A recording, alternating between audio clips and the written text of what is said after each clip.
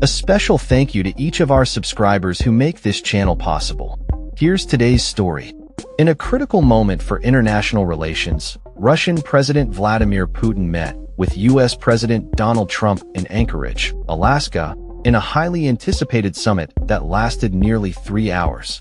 The discussions, however, concluded without a formal peace agreement regarding the ongoing conflict in Ukraine, raising concerns about the future of diplomatic efforts between the two nations. Ukraine's ambassador to Australia, Vasyl Miroshnichenko, expressed deep skepticism about the outcomes of the meeting, emphasizing that Putin's objectives extend beyond mere negotiations. According to Miroshnichenko, the root cause of the conflict lies in Putin's ambition to destroy democracy next door, referring specifically to Ukraine's sovereignty and independence. This sentiment was echoed by various analysts who noted that Putin's insistence on addressing the root causes of the war serves as a thinly veiled justification for his aggressive stance against Ukraine. During the meeting, Trump and Putin emerged to inform reporters of great progress made, yet both leaders acknowledged that a concrete deal was still elusive. Trump remarked, "There's no deal until there's a deal," indicating that while discussions were fruitful, significant hurdles remain. Miroshnichenko articulated that from Russia's perspective, the primary root cause of the conflict is the existence of a democratic Ukraine. He stated, "When Putin talks about the root cause of war, it's an independent Ukraine on the map of Europe. That's the only cause of war for Russia." This perspective underscores the broader geopolitical implications of the conflict, as Ukraine's independence is viewed as a direct threat to Putin's vision of reviving the Soviet Union. Despite the diplomatic engagement, Miroshnichenko highlighted the ongoing violence, noting, "Just overnight, as we speak, Russians have attacked many Ukrainian cities, sent many drones." This statement reflects the grim reality on the ground, where civilian areas continue to be targeted amidst diplomatic talks. The ambassador further emphasized that while the U.S. involvement is welcomed, any resolution to the conflict must include Ukraine and European partners. "We can't discuss the security of Europe without Europe at the table," he asserted. The meeting in Alaska was initially planned as a one-on-one discussion between Trump and Putin, but evolved into a 3-on-3 format, including key U.S. officials.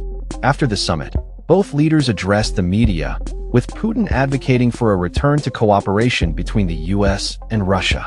He expressed optimism about the potential for resolving the conflict, stating, "I have every reason to believe that moving down this path we can come, and the sooner the better, to the end of the conflict in Ukraine."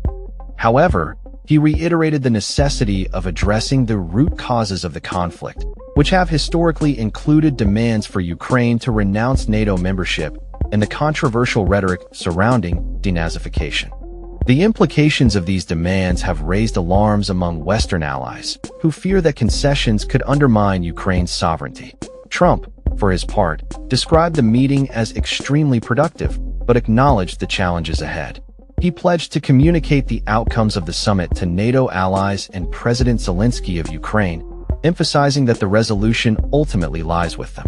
Katerina Argyru, chair of the Australian Federation of Ukrainian Organizations, criticized Putin's approach, stating that he arrived in Alaska with nothing to offer except more war.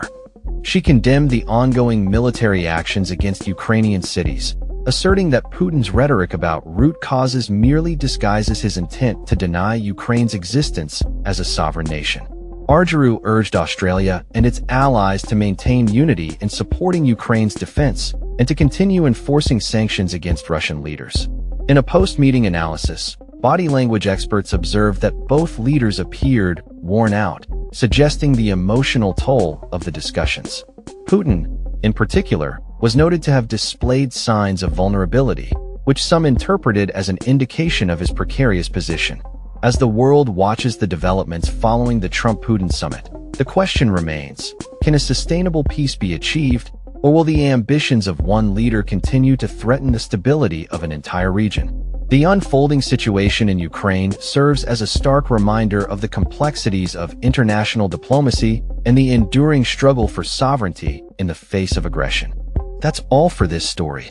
We upload videos every day covering many different subjects, so hit that subscribe button to stay informed. Thanks for watching.